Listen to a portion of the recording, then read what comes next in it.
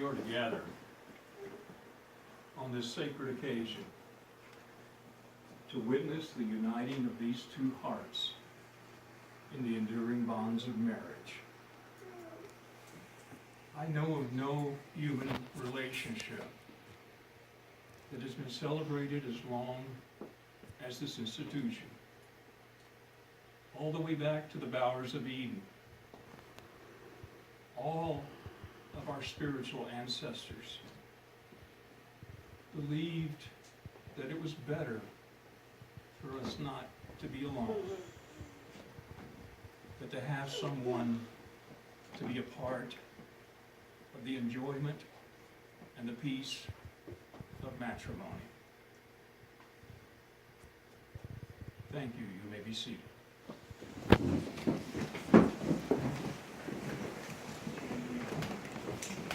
Doug and Dwayne, having freely and deliberately and prayerfully chosen each other as partners for life, will you please unite your right hands?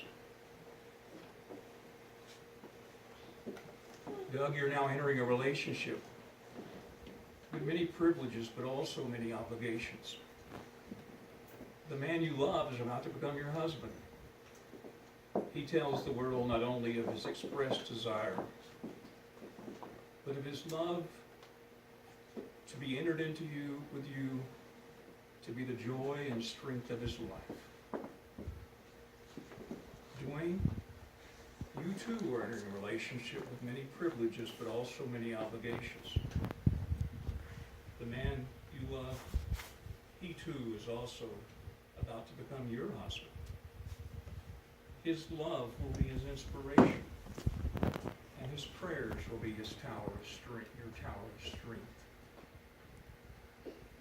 And now, here in the presence of your family, your friends, do you take each other as husbands, agreeing to love each other devotedly, in which this union in which you're joined is dissolved by death? And I ask now, do you promise? By saying, I do. I do. Our Lord had much to say, my Lord, concerning love during his time upon this earth.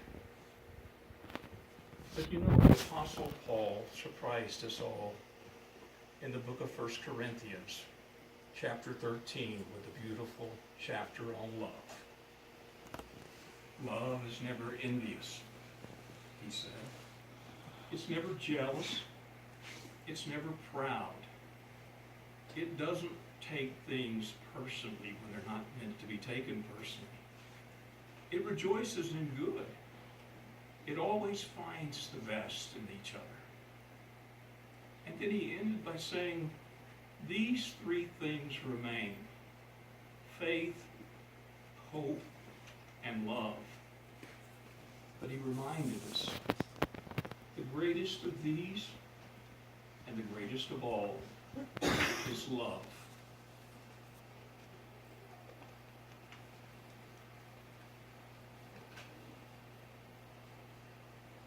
The ring has long been the symbol for the sealing of important contracts. In our early history as peoples, our leaders wore a ring, and with this ring they stamped the treaties of their lands. But in more recent generations, the ring has been used to seal the contract of marriage. This ring teaches us many lessons. The purity of its metal reminds us of the purity of our love for each other. The circle reminds us of the eternity of our love, having neither beginning nor ending. I mentioned earlier that we sometimes think that the ring, the finger upon which this ring is placed, has a vein that goes all the way to the human heart. That's probably not true, but it's a good thing to think. And so, Dwayne, will you take this ring and place it upon Doug's finger? And as you do, repeat to him after me these words. With this ring I thee wed, I thee wed, and all my worldly goods and all my worldly goods I thee endow, I thee endow, in sickness in sickness and in health, and in health, in poverty or in wealth, in poverty or in wealth, till death do us part. till death do us part. Doug, it's Dwayne's desire that you too shall wear a ring to remind you of the purity and the eternity of Dwayne's love for you. And he places it upon your finger as you wear it proudly before all people. It will proclaim to all the world that you belong to that spiritual power that inspires us all. Dwayne, Doug, will you take this ring and place it upon Doug's finger? And as you do, repeat to him after me these words. With this ring, I thee wed, and all my worldly goods, I thee endow, in sickness and in health, in poverty or in wealth, till death do us part.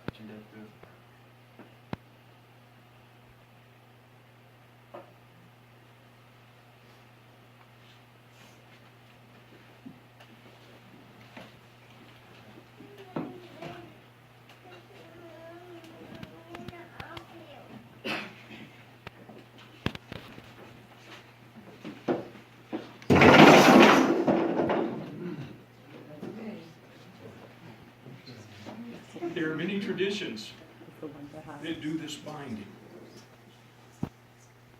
Doug's tradition is enhance this tradition more than all others.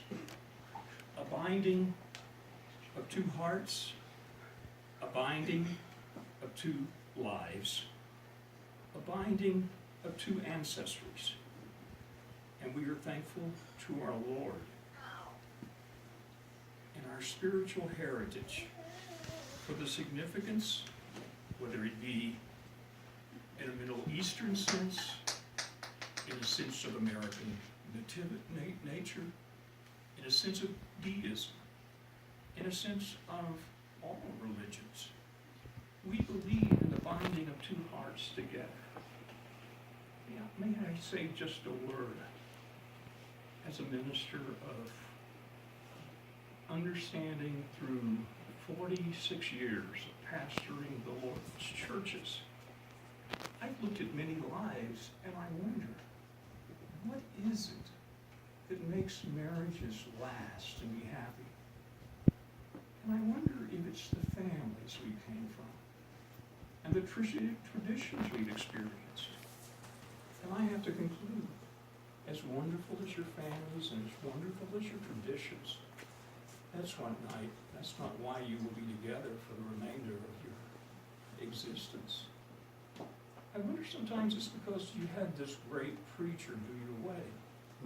And clumsily knocks over candles. Give him a tight space. And I realize I won't have anything to do whether you're still together 10 years from now or not.